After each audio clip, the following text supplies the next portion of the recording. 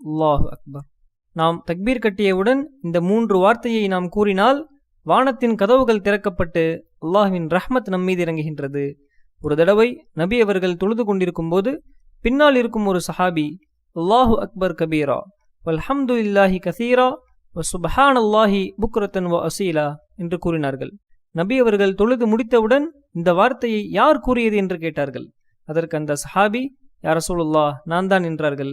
நபி அவர்கள் ஆச்சரியப்பட்டு சந்தோஷத்தில் நீங்கள் கூறிய இந்த வார்த்தையால் வானத்தின் கதவுகள் திறக்கப்பட்டு அல்லாஹ்வின் ரஹ்மத் இறங்குகின்றது என்று கூறினார்கள். அல்லாஹு அக்பர். நாம் தக்பீர் கட்டியவுடன் அல்லாஹு அக்பர் கபீரா வல்ஹம்துலில்லாஹி கசீரா வ சுப்ஹானல்லாஹி புக்ரத்தன் வ அசீலா என்று கூறிவிட்டு பிறகு அஊது பில்லா பிஸ்மில்லா ஓதி பிறகு ஃபாத்திஹா சூராவை ஓத வேண்டும்.